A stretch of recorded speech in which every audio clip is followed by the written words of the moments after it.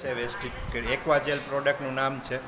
જો આપણે વિજયભાઈના હાથમાં આપણે આ પ્રોડક્ટ છે, એક ચમચી અડધી ચમચી જેટલી આ પ્રોડક્ટ છે અને આ પ્રોડક્ટમાં જુઓ એનું રિઝલ્ટ શું છે તમને જોવા મળશે. જુઓ તમે આ પ્રોડક્ટ.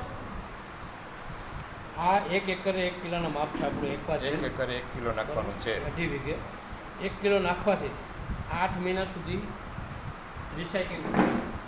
બીજા નંબરમાં આ પ્રોડક્ટ નાખ્યા પછી તમારા તંતુમૂળ ફ્રી રહે છે, જમીનને પોલી કરે છે, જમીનને ફૂલાવે છે અને 8 મહિના સુધી બીજા કોઈ ખાતરને એમાં જરૂર પડતી. પાણીનું ઓબ્ઝર્વેશન જો આ દવાનું રિઝલ્ટ છે. અને આપણી કંપનીનું જે ખાતર આવે છે, એક દાણો 500 ગણું પાણી ચૂસે પાણીનું સંગ્રહ કર્યો. હવે જે પાણી વધી જાય ને માંડવી બગડે, ઘટી જાય માંડવી બગડે, અથવા પાણી વાળવા આપણે ટાઈમે નથી ભૂગ્યા તો આ નાખી દીધું હોય તો કેવું થાય?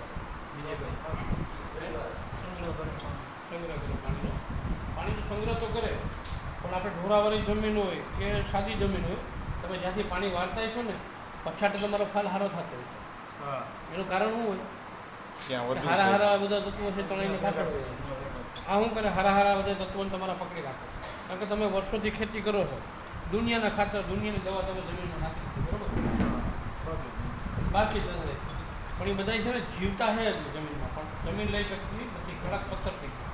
આ પોચું કરે જમીનને અને એ તત્વોને એક્ટિવેટ કરે તો છોડને જેમ જોઈએ ને એવું રિલીઝ કરે. જેમ છોડને જોઈએ ને, છોડ છે તમારો વિકસવાનો કેનાથી છે? પાણીથી છે કે ભેજથી છે? ભેજથી છે, બરાબર. આપણે ઘણા બધાને છેલ્લે માંડવી પકડી ગઈ. છેલ્લો વરસાદ 8 મહિનામાં થતો ને. હવે મારું કહેવાનું એમ છે, જો આ હોય તો માંડવી બગડે ખરી? પાણી વધી જાય તો રહકવાનું નથી જમીનને, અને ઘટી જાય તો આ છોડ આપ્યા. તો આવી અદ્ભુત વસ્તુ છે આપણી પાસે વેસ્ટિજ કંપનીની એક્વાજેલ. 1 કિલોના માપ છે 1 એકર. તો આ વસ્તુ વપરાય કે નહીં વપરાય?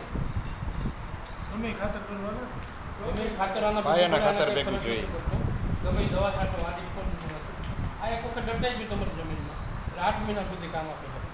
એક ગ્લાસ ગથડીમાં પાણી બારોબાર નીકળો ને. બીજા નંબરમાં આ દટાઈ ગયા પછી આ 9 મહિના આનું કામ પૂરું થઈ જાય. 8 મહિના પછી 9મા મહિના પોટાશનો પુરવઠો કરવા જાય, જેથી અલગ કરીને આપણે પોટાશનો ખર્ચો કરીએ એ પણ ન કરવો પડે. તમે એવું કીધું મારી જમીન બહુ કડક, તો મને એ સમજાવો, 1 વીઘે તમારે છેલ્લે માંડવી વીણવાની મજૂરી કેટલા રૂપિયા થાય? એક વીઘે તો હા, 1 વીઘે ખર્ચો કેટલા હોય માંડવી?